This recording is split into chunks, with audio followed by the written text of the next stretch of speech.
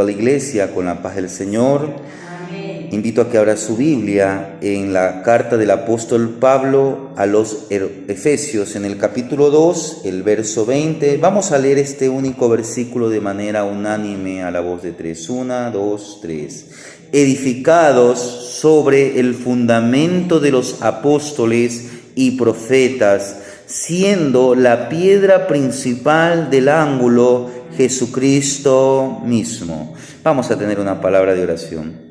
Gracias, Padre Celestial, en esta mañana nos acercamos ante tu presencia. Gracias por todas las bendiciones que tú nos has dado en la semana que terminó. Estamos empezando una nueva semana. Queremos, Señor, que en todo tú seas glorificado. Habla a nuestras vidas por medio de tu palabra. Mira, Señor, el mensaje en esta mañana. Mira a los hermanos, los demás oyentes. Y que esta palabra sea para bendición, pero sobre todo para edificación de nuestras vidas. Te damos gracias en el nombre de Jesús. Amén.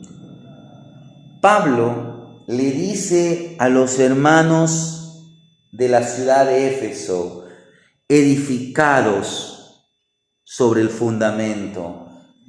Esta palabra no es para un inconverso. Esta palabra es para aquellos que ya son iglesia. Porque el verso anterior dice, así que ya no sois extranjeros ni advenedizos, sino conciudadanos de los santos y miembros de la familia de Dios. Cuando usted vino a Cristo, cuando sinceramente recibimos a Cristo como nuestro Señor y Salvador, la Biblia dice, y aquellos que le recibieron, a los que creen en su nombre, se les dio la potestad de ser hechos hijos de Dios. Usted experimentó lo que el Señor Jesús dijo, el nuevo nacimiento. Pero también leemos que dice el apóstol Pedro, le dice a la iglesia, desead como niños recién nacidos la leche espiritual.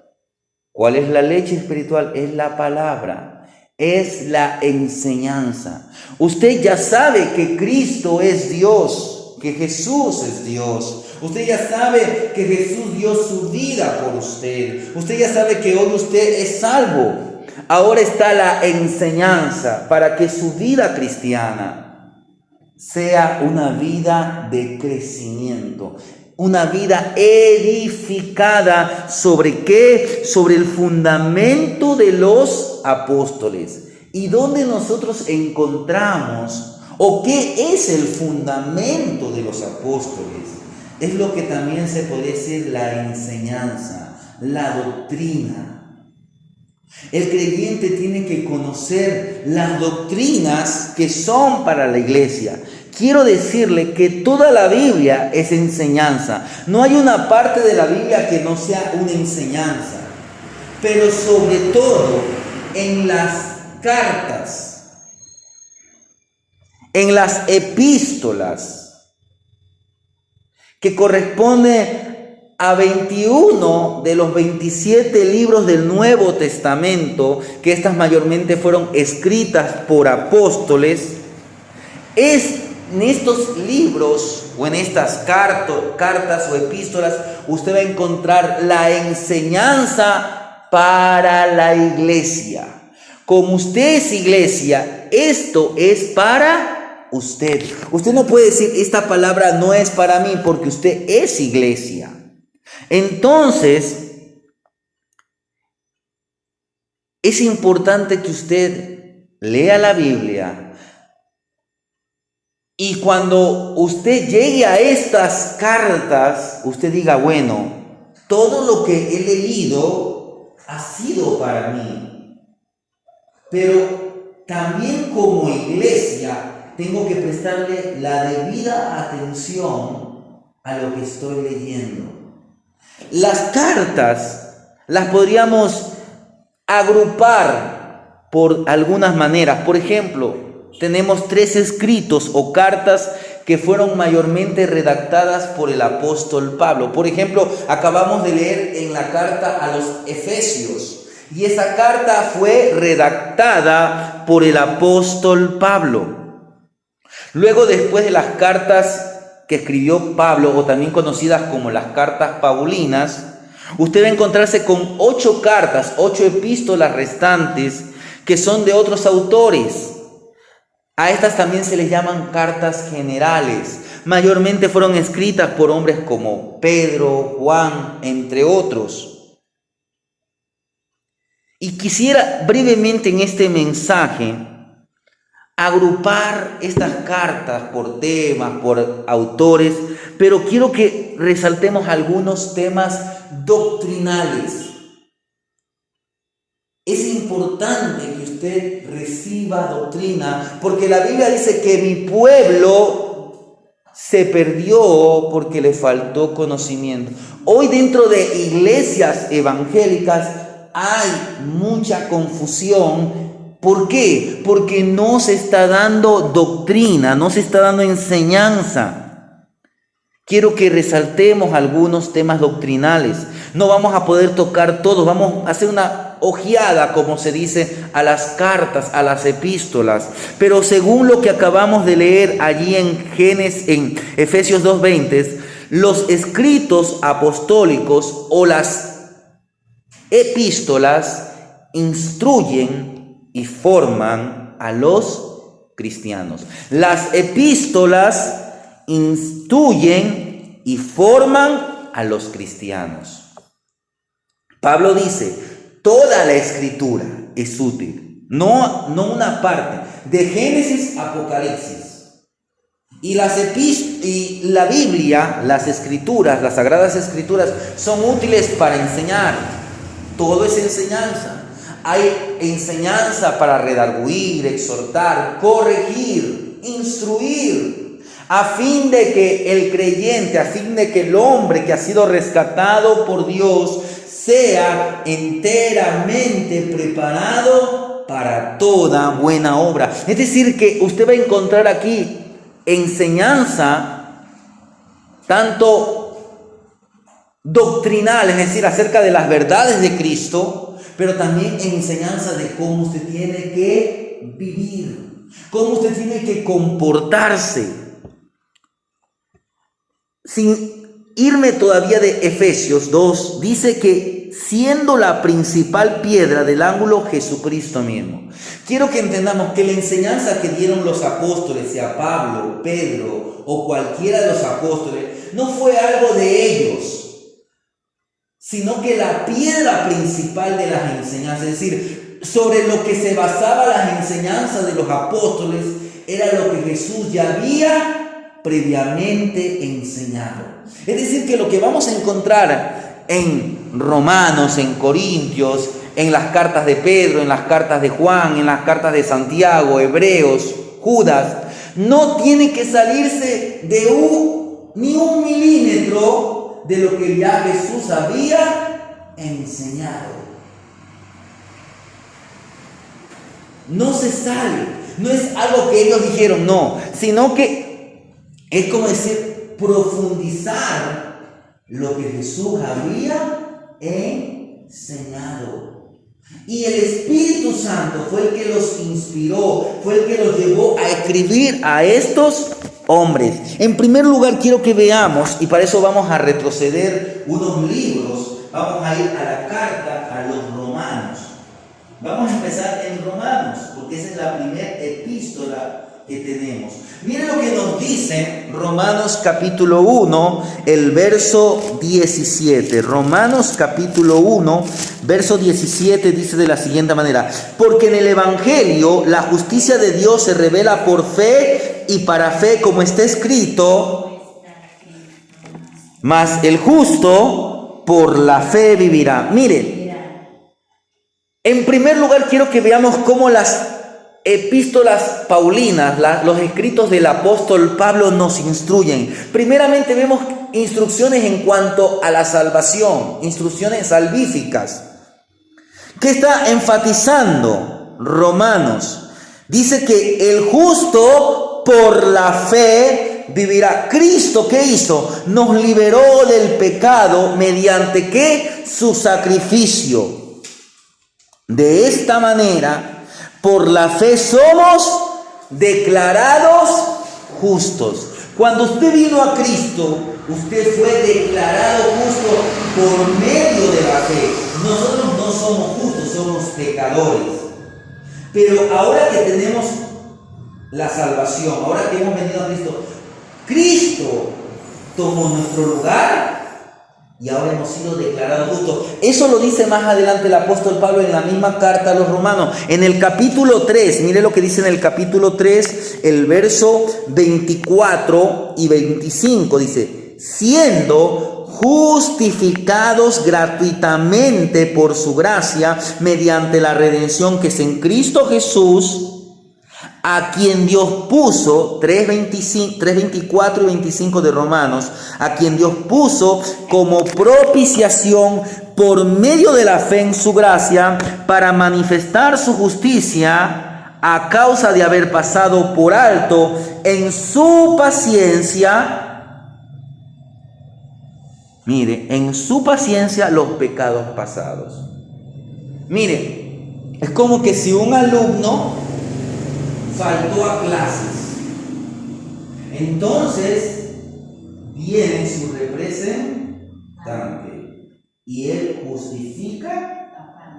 Eso hizo Cristo. Hoy Cristo está en representación nuestra. ¿Por qué? Porque Él murió por nosotros, murió por toda la humanidad. Ahora quiero que entiendan, no significa que toda la humanidad es salva, sino aquellos que creyeron. Por eso la fe es indispensable. La fe es obediencia. La fe tiene que ver con el amor a Dios. La fe tiene que ver con nuestra verdadera adoración a Dios. Hoy usted y yo tenemos fe. Confiamos en Cristo, confiamos en el sacrificio de Cristo, y Cristo es como nuestro representante, es nuestro abogado ante el Padre. ¿Y qué dice Cristo? Yo pagué el precio por el pecador, el justo por los injustos, pero debido al sacrificio de Cristo, a la obra de Cristo, hemos sido justificados. Y solo la fe en Cristo, mire, y nadie es justificado. Quiero saltarme, manténgase todavía en Romanos, porque ya mismo vamos a ir a Corintios, que es la siguiente carta. Pero en Gálatas dice que somos justificados por la fe, porque nadie es justificado por las obras de la ley. Hoy usted y yo hacemos obras, sí, las obras que usted haga, hágalas para la gloria de Dios, pero eso no lo salva. Lo que lo salva es el sacrificio de Cristo. Pero siguiendo, quiero que vayamos a Primera de Corintios, que es la siguiente carta. Avancemos de Romanos a Primera de Corintios. Vamos a ir haciendo una breve recapitulación. Termina Romanos y empieza Primera de Corintios. Y mire lo que nos señala Primera de Corintios. Dice en el capítulo 1, verso 23. Primera de Corintios 1, 23 dice así: porque nosotros predicamos a Cristo crucificado. Mire, ahí hagamos un alto, no vamos a avanzar porque es larga la enseñanza, pero mire, ¿cuál es el mensaje principal, el eje de nuestra enseñanza en todo momento? Es que a quién predicamos: a Cristo crucificado. ¿Pero por qué? Porque Él es la piedra principal, que de ahí mismo dice que fue desechada por los hombres, y que para los judíos es tropezadero y para los gentiles es locura, pero para los llamados así, judíos como griegos, los que hemos sido rescatados, Cristo es poder de Dios y sabiduría de Dios. Cristo es nuestro Salvador. Cristo es Dios, porque no hay otro como Él, no hay otro nombre dado a los hombres bajo el cielo en quien podamos ser salvos. Cristo es Salvador y no hay otro Salvador. Isaías profetizó que Dios es el único Salvador. Si Cristo es Salvador, significa que Cristo es Dios. Hermanos, es importante que usted y yo entendamos que Él fue el que murió por nuestros pecados. Y allí mismo, no vamos a ir por el tiempo, pero en Primera de Corintios 15, todo el capítulo 15 de Primera de Corintios, que es casi el último capítulo de esa carta, Pablo enseña que Cristo resucitó. Porque es verdad que Cristo, predicamos a Cristo crucificado, pero Él no quedó en la cruz, sino como dice en 1 Corintios capítulo 15, el verso 3 y 4, dice así, voy a dar lectura a 1 Corintios capítulo 15, que está al final de esa carta, dice, porque primeramente os he enseñado lo que asimismo recibí, que Cristo murió por nuestros pecados conforme a las Escrituras. Está hablando del Cristo crucificado, pero ¿qué pasó? Y que fue sepultado y que al tercer día resucitó conforme a las Escrituras, porque estaba profetizado que el justo tenía que morir, pero que la muerte no lo podría retener. Entonces, hermanos, las enseñanzas que vemos en 1 Corintios, en Romanos, tienen que ver de manera especial con la salvación. Mire, los creyentes en Corinto eran salvos, pero estaban viviendo en desorden, estaban viviendo en pecado, estaban rechazando la gracia, estaban rechazando la voluntad de Dios en su vida. Por eso es importante, usted es salvo, ¿qué tiene que hacer ahora con la salvación? Valorarla, cuidarla, apreciarla, vivir como un verdadero cristiano. No porque eso lo hace salvo, sino porque usted, si dice que es un cristiano, sea un cristiano verdadero. Es como que le voy a poner un ejemplo. Yo me identifico con tal partido político, y cuando llegan las elecciones, no voto por ese aquí. Estaría yo siendo un falso seguidor. Asimismo, usted se identifica con Cristo, sígale a Cristo, permanezca en Cristo, viva para Cristo. Y ahora, ¿qué tenemos que hacer? Predicar el ministerio de la reconciliación. Eso usted lo va a encontrar en la siguiente carta, 2 Corintios 5:8. Mire lo que dice, estamos en 1 Corintios 15. Ahora vayamos a 2 Corintios capítulo 5, el verso 8. Dice, mire, 5:8 de 2 Corintios, 5:18 que diga, 5:18. Ahí mismo, 5 verso 18, 5:18 dice, y todo, mire, y todo esto proviene de Dios, quien nos reconcilió consigo mismo por Cristo. Mire, Dios nos reconcilió consigo mismo en la persona de Cristo, dice, y nos dio el ministerio de la reconciliación. ¿Qué nos ha dado a nosotros? Preste atención, porque esto tiene que usted conocerlo. Se nos ha dado el ministerio de la reconciliación. ¿Qué significa? Que hoy usted y yo somos instrumentos para predicar el evangelio. ¿Para qué? Para que el pecador se arrepienta y se reconcilie, se ponga en paz con Dios. Ese es el ministerio de la reconciliación. Predicar el evangelio, decirle al pecador, en la condición que tú estás perdido, estás alejado de Dios, pero para eso vino Cristo. Predicamos a Cristo crucificado, pero también que resucitó al tercer día, y todo eso lo hizo por ti, para que seas justificado y para que ahora goces de paz con Dios. Estés en reconciliación. Para que nos reconciliemos en el Cristo que murió por nuestros pecados y nos reconcilió con Dios. Pero también las cartas nos enseñan, estamos en Corintios, pasemos 2 cartas, no vamos a tocar la de Gálatas, que ya hablé algo de Gálatas, pero mire lo que nos dice en Efesios, donde tuvimos la lectura. Efesios, en el capítulo 1. Mire, en el capítulo 1, ahora se nos va a hablar acerca de Cristo. Es importante que conozcamos a Cristo. Mire, Efesios capítulo 1, el verso 22 y 23 dice, y sometió todas las cosas bajo sus pies y lo dio por cabeza sobre todas las cosas a la iglesia, la cual es su cuerpo, la plenitud de aquel que todo lo llena en todo. Mire, Cristo es la cabeza de la iglesia es su cuerpo. La iglesia fue elegida en Cristo, eso lo dice en Efesios 1:4, según nos escogió en Él antes de la fundación del mundo, para que fuésemos santos y sin mancha. Mire, la iglesia también fue redimida por Cristo, eso lo dice el verso 7, en quien tenemos redención por su sangre.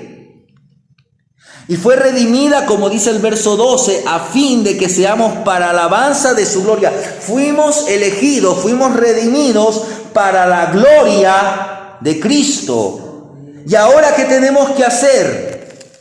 Mire lo que dice Filipenses 1:21. Mire, Filipenses 1:21. Salte a la siguiente carta. Estamos avanzando porque son algunas cartas. Mire, este es un versículo que todo creyente tiene que saberlo. Porque para mí, el vivir es Cristo y el morir es ganancia. ¿Vivimos para quién? Para Cristo. Ese es el secreto de la verdadera alegría, del verdadero modelo de vida. Nuestra vida, como dice Pablo a los Colosenses en el capítulo 3:3, nuestra vida está escondida en Cristo. En resumen, Cristo es suficiente para todo cristiano. Usted necesita que Cristo sea su cabeza. Cristo es la cabeza de la iglesia. Es decir, que quien manda en su vida tiene que ser Cristo. Usted no puede decirle a Dios, Dios, tú tienes que hacer así y así. No, Señor, ¿qué quieres que yo haga? Pero también vamos a ver enseñanzas sobre la segunda venida. Por ejemplo, mayormente usted va a encontrar esto en la carta a los tesalonicenses. Estamos en Filipenses, tocamos algo de Colosenses, pero vaya avanzando dos cartitas más adelante. Estas cartas son pequeñas. En Tesalonicenses, mire, sabemos que Cristo va a regresar. Mire lo que nos dice Primera de Tesalonicenses, capítulo 4, el verso 17. Capítulo 4, el verso 17. Mire. Luego, nosotros, los que vivimos, los que hayamos quedado, seremos arrebatados con ellos en las nubes para recibir al Señor en el aire, y así estaremos siempre con Él. Señor, mire, Pablo enseñó que al regresar Cristo, nosotros los que vivimos, los que hayamos quedado, seremos arrebatados. Entonces es necesario esperar al Señor. ¿Y cómo tenemos que esperar? En el primer capítulo, ahí mismo en 1 Tesalonicenses, vaya al siguiente capítulo 5, el verso 23 dice: y el mismo Dios de paz os santifique por completo, y todo vuestro ser, espíritu, alma y cuerpo sea guardado irreprensible para la venida de nuestro Señor y Salvador. Mire. Y después de esto, cuando la iglesia sea arrebatada, eso más usted lo va a tocar en la siguiente carta. Nos vamos a ir a segunda de Tesalonicenses, pero quiero que entiendan, en caso usted lea, su deber es leer la Biblia.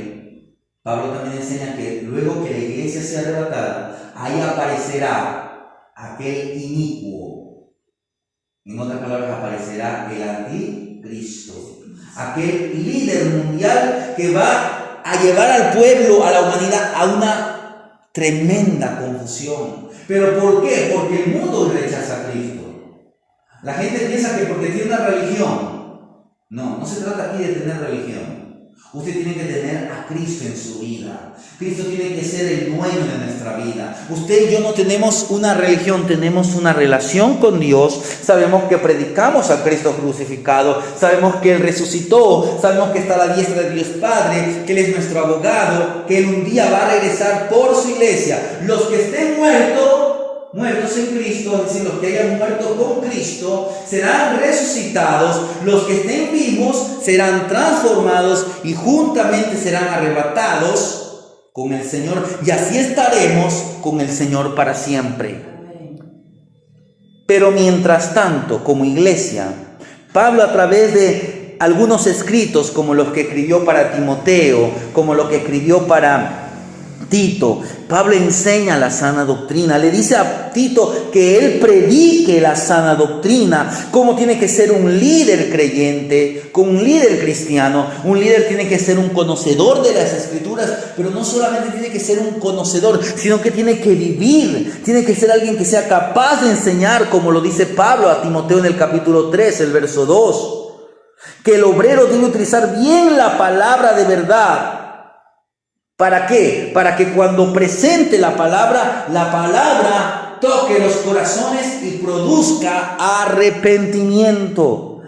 Hermanos, cuando abramos las Escrituras, entendamos que toda la Escritura es enseñanza, pero en especial las epístolas tienen que ver ¿con quién? Con la persona de Cristo.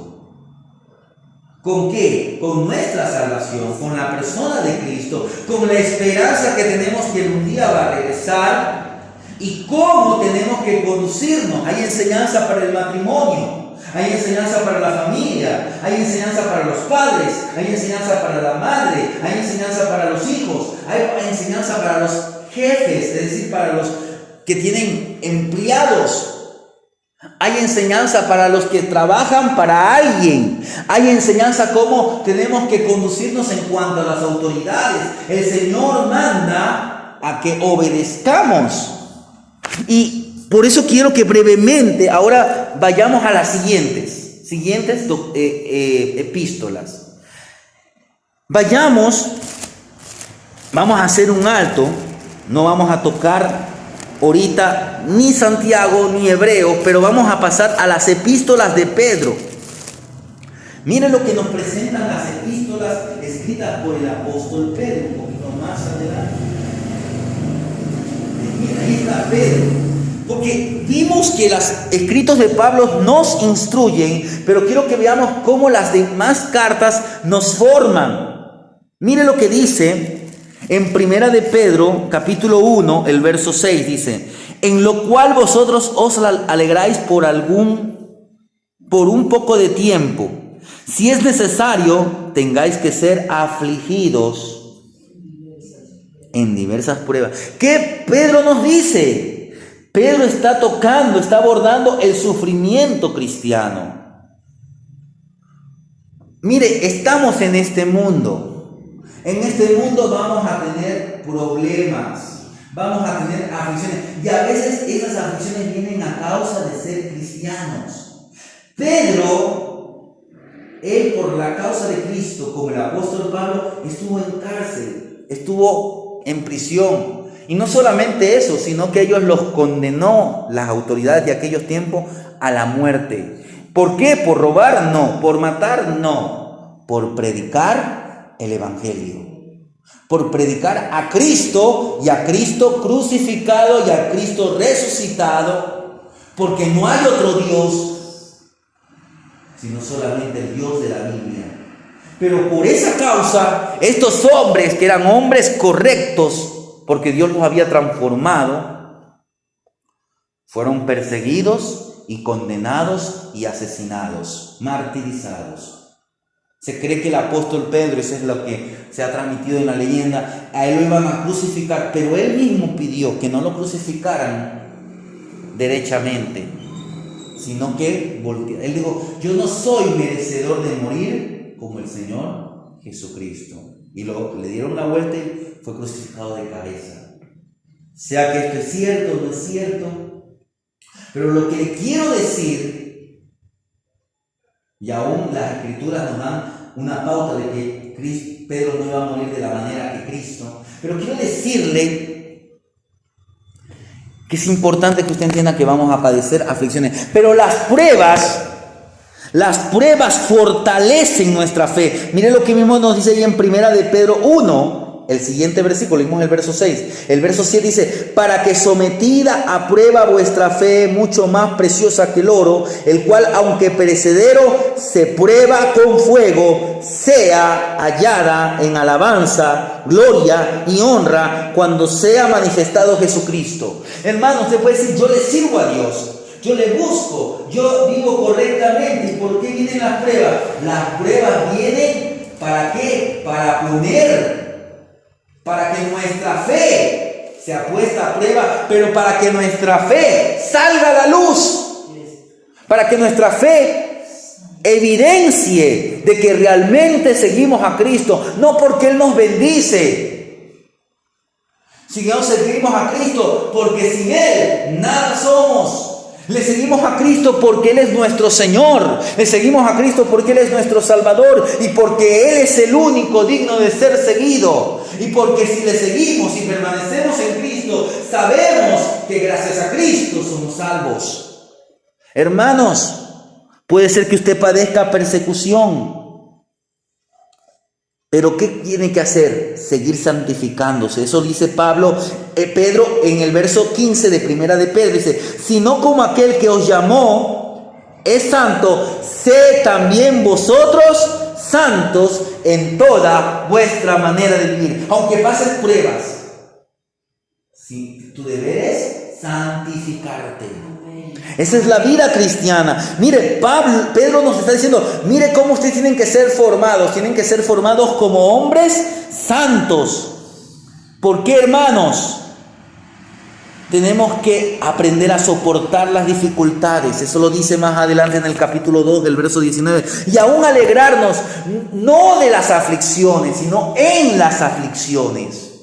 No nos alegramos porque tenemos aflicciones, no, sino que nos alegramos en las aflicciones porque Cristo nunca nos va a desamparar. Cristo va a estar con nosotros y Él sabe de sufrimiento porque Él también padeció sufrimiento cuando estuvo aquí en la tierra, cuando fue aquel hombre que caminó entre los hombres. El justo caminó entre los injustos. Entonces el Señor conoce. Si usted mañana pasa aflicciones, si por la causa de Cristo somos perseguidos, alégrese en el Señor. Pedro, ¿qué también hace? Afirma que Dios mismo es quien nos perfecciona, confirma, fortalece y establece. Eso lo dice en el capítulo 5:10 de Primera de Pedro. Mire lo que dice en Primera de Pedro, capítulo 5, el verso 10. Mire, 5:10.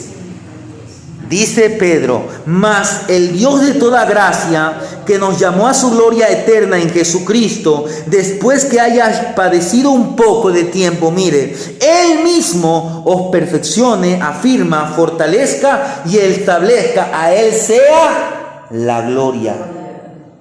Hermanos, cuando usted va a la carta, por el tiempo no vamos a tocar mucho Segunda de Pedro, pero presten atención, cuando usted lee Segunda de Pedro, es verdad, dice el Señor, Él mismo os perfeccione, establezca, fortalezca. ¿Y cómo Dios lo va a hacer? Por su palabra. Porque en Segunda de Pedro y en algunos otros libros de las epístolas, usted va a encontrar el tema de las falsas enseñanzas, de las herejías, como se dice.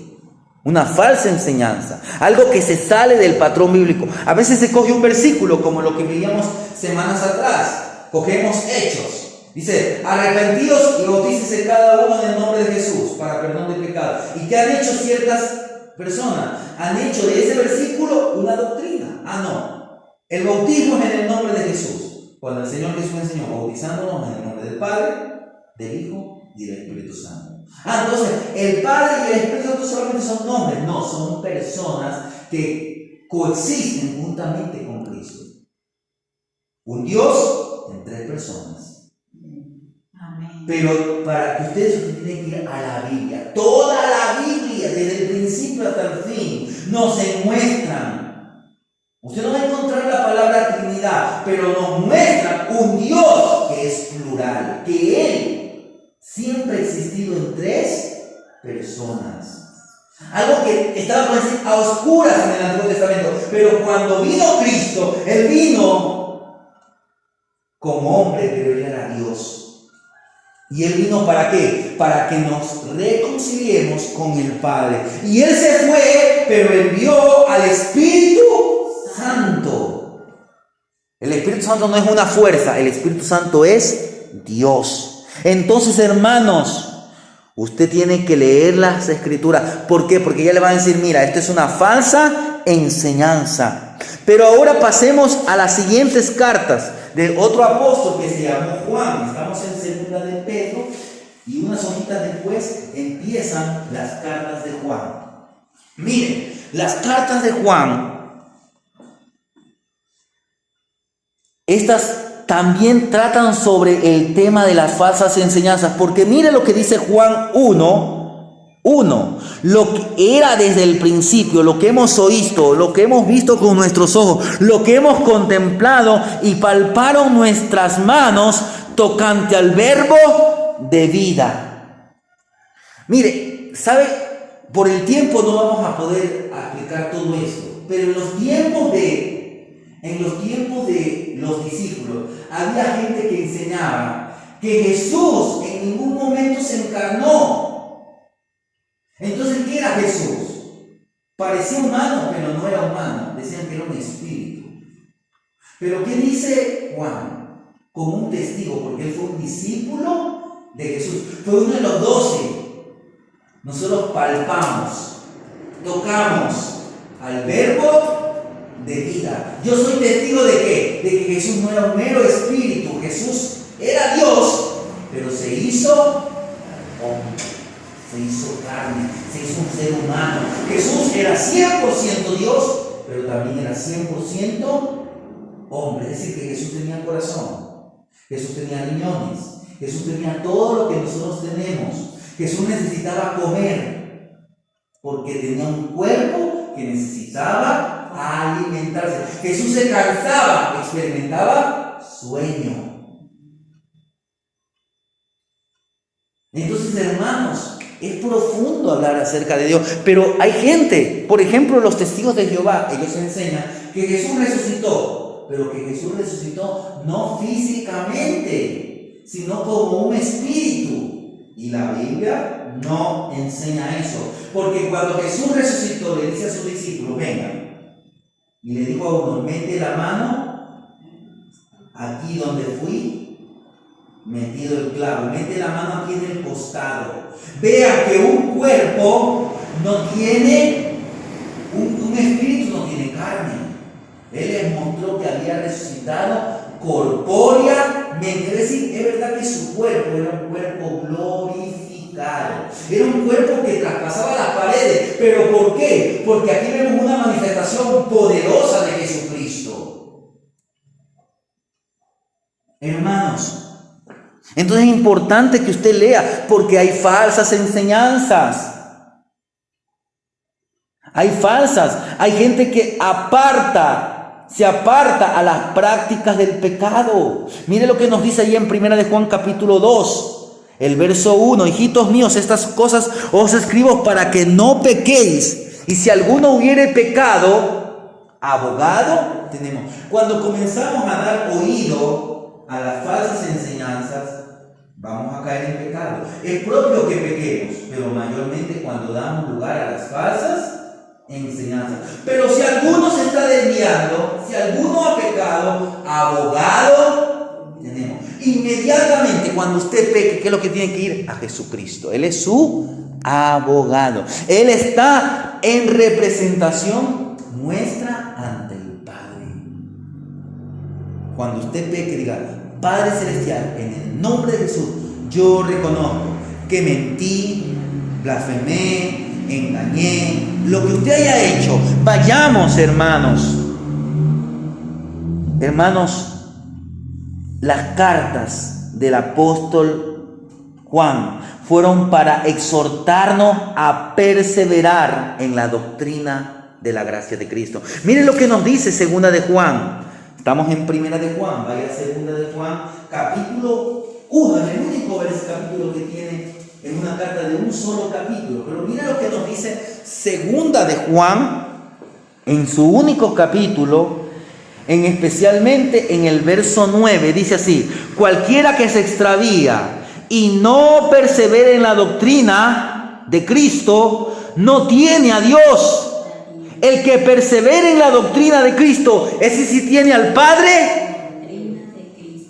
Tiene al Padre y tiene al Hijo. Hermanos, usted está en Cristo, no se extravíe. Por eso es que mi deber es enseñarle. Pero también su deber es orar. Su deber en casa es leer la Biblia. Su deber como cristiano es congregarse siempre que pueda. Su deber como cristiano es santificar su vida. Su deber como cristiano es vivir esa palabra. Entonces, cuando usted tiene una relación con Dios, por ahí viene un testigo de Jehová, un mormón, un adventista, y le quiere presentar una falsa. Hermano, si usted sabe que usted vive en la luz, si usted sabe que tiene la verdad, ¿por qué le va a dar oído? Tal vez usted no sabe mucho acerca de ese tema. Pero es como que yo dijera, mire, le voy a presentar este ejemplo. Tal vez mi hermana Rosa usted sepa más porque usted como una persona que a veces ha trabajado en el campo. No sé si usted sabe hacer mantequilla propiamente de la leche, es decir, sacan la mantequilla, le hacen un proceso y hacen la mantequilla propiamente. No sé, pero sí se ha probado una vez la propia mantequilla que hacen de la leche, cuando ahí sacan ya. Es que no hay problema. No ha probado. Pero mira, ya, ahora le vamos de la nata de la mantequilla, la propia mantequilla. Cuando usted va a comprar en un supermercado, en una tienda, usted le puede decir que le vendan mantequilla, pero eso propiamente no es mantequilla, a veces se llama margarina. Y eso hacen de los aceites. Eso no es propiamente mantequilla. Y es como que usted, probando la verdadera mantequilla, usted coja la falsa. Usted mismo está rechazando lo verdadero. Hoy usted está en Cristo. En Cristo tenemos la verdad. Y la verdad nos hace libres. Entonces no se deje engañar por la falsa enseñanza. Por eso yo quiero que usted crezca en su relación con Dios. Y usted va a crecer cuando usted medite en la ley de Jehová, cuando usted viva la ley de Jehová, cuando usted tenga a Cristo en su vida. Porque ya no vivo yo, sino que ahora Cristo vive en mí. ¿Qué es lo que tenemos que ser fieles? ¿Fieles como quiénes? Estamos en 2 de Juan, vayamos a 3 de Juan. En 3 de Juan, que también tan solo tiene un capítulo, y en 3 de Juan, aquí mismo, esta segunda, aquí está 3 de Juan. Mire, 3 de Juan, ¿qué nos dice? Mire lo que nos dice en el verso 5. Dice así: amado, fielmente te conduces cuando prestas algún servicio a los hermanos, especialmente a los desconocidos. Mire, los cuales han dado ante la iglesia testimonio de tu amor, y hará bien en encaminarlo como es digno de su servicio para que continúen de su viaje. Mire, aquí Juan, es una carta tan corta, pero aquí Juan está hablando de dos personas. Está hablando de Demetrio, habla de 3 personas, un tal Diótrefes más luego habla, pero ese era un impío, uno que hacía oposición al evangelio. Pero nos presenta a un hombre llamado Gallo y a otro llamado Demetrio, que eran hombres fieles. Tanto que la iglesia a quien le escribe Juan era una iglesia que daba testimonio del amor de Demetrio y de Gallo. Hermanos, que la gente lo conozca a usted, porque verdaderamente usted vive a Cristo. Su testimonio habla de que usted es un hombre que se conduce para la gloria de Dios. Hermanos, por último, no quiero enfatizar mucho esto porque hace como 2 años estudiamos la carta a los hebreos. No tocamos, hemos ido de las cartas de Pablo a las cartas de Pedro y a las cartas de Juan. Pero antes de las cartas de Pedro, usted tiene la carta a los hebreos. ¿Y de qué trata la carta de los hebreos? Nos presenta la supremacía, la suficiencia de Cristo. Es decir, que si usted tiene a Cristo, usted sabe que Él es el supremo. En otras palabras, no hay nadie encima por Él, porque Él es Dios. Es verdad que Dios tiene un orden: Padre, Hijo y Espíritu Santo.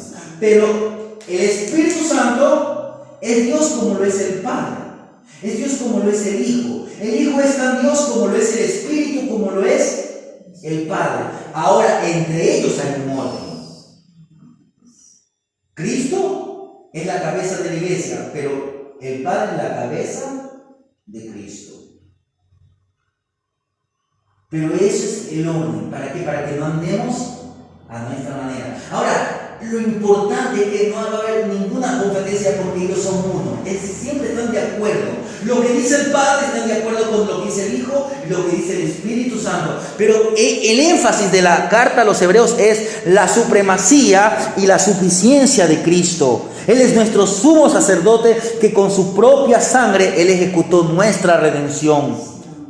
Por eso el apóstol o el escritor de la carta a los hebreos dice: pon tus ojos en Cristo, puesto los ojos en Cristo, en el autor y en el consumador de la fe. ¿Y qué nos advierte o qué nos enseña el apóstol Santiago? Nos enseña a ser hacedores. A ser hacedores. Tú dices que tienes fe, muéstralo a través de tus obras. Tenemos que ser hacedores de la palabra y no tan solamente oidores. Pero quiero finalizar este mensaje con 3 cosas. 3 enseñanzas que vamos a encontrar en las epístolas, que van de la mano. Primeramente, la justificación. Ya hablamos. Somos justificados por el sacrificio de Cristo. Usted vino a Cristo, ahora ha sido justificado. Es decir, que ya nadie lo puede acusar de su pecado. Cristo ya nos justificó. Ahora, estamos en esta vida. Recuérdense lo que Pedro dijo: sed santos como yo soy santo. En el momento en que usted vino a Cristo, usted fue apartado. Fue apartado para Dios. Dios lo dijo: tú eres mío. Eso es santificar, eso es consagrar. Pero ahora, ¿cuál es su deber como cristiano? Hacer la voluntad de Dios. Buscar la santificación. Esa es su parte. Usted tiene que perseverar. Usted tiene que ser un creyente diferente. Usted tiene que dar testimonio. Usted tiene que buscar apartarse del pecado. Hemos sido justificados, estamos en el proceso de la santificación, pero ¿para qué? Para que en el día que Cristo venga, los muertos en Cristo serán resucitados. Luego nosotros, los que hayamos quedado, seremos transformados. Pablo enseña que este cuerpo corruptible se vestirá de incorrupción. ¿Qué va a pasar? Usted va a tener un cuerpo semejante al de Cristo, como cuando Él resucitó. Tendremos un cuerpo con huesos, pero va a ser un cuerpo glorificado. Esto no es en nuestro poder, es en el poder de Dios, y esta es la etapa de la glorificación. En ese día, el pecado ya no tendrá poder sobre nosotros, ninguna clase de poder. ¿Por qué? Porque hemos sido glorificados. Hermanos, el que empezó en nosotros la buena obra, la perfeccionará. Quiero leer, usted manténgase ahí donde estamos, pero quiero leer un solo pasaje antes de terminar. Lo que dice Pablo a los hermanos en Corinto, Primera de Corinto capítulo 15, el verso 52 al 54 dice... Voy a leer desde el verso 51. Dice: he aquí os digo un misterio. No todos dormiremos, es decir, no todos vamos a morir, pero todos seremos transformados. En un momento, en un abrir y cerrar de ojos, a la final trompeta, porque se tocará trompeta y los muertos serán resucitados incorruptibles. Y nosotros, es decir, los que estemos con vida, seremos transformados, porque es necesario que esto corruptible se vista de incorrupción. ¿Por qué? Porque en el cielo no entra nada que se pueda corromper. ¿Ya? Es necesario que esto incorruptible se vista de incorrupción y esto mortal se vista de inmortalidad. Entonces Pablo dice en el verso 55: ¿dónde está, oh muerte, tu aguijón? ¿Dónde, oh sepulcro, tu victoria? Hermanos, es importante que leamos la Biblia de Génesis a Apocalipsis, y cuando vayamos a las cartas, a las epístolas, sean escritas por Pedro, por Pablo o por cualquiera otro de los autores, recuérdese una cosa: las epístolas son libros divinamente inspirados por Dios. representan casi el 80% de los libros del Nuevo Testamento. Aquí vamos a encontrar un conjunto de enseñanzas, el conjunto de doctrinas de estos libros, de las epístolas, revelan algo importante. Fueron reveladas a esos autores y hasta hoy, hermanos, continúan instruyendo al pueblo de Dios para formar el carácter del creyente, aquel que ha sido salvo por Jesucristo, y preparar a la iglesia ¿para qué? Para la venida del Señor. Por lo tanto, hermanos, tengamos presente siempre que las epístolas instruyen y forman a los cristianos. Las epístolas instruyen y forman a los cristianos. Amén.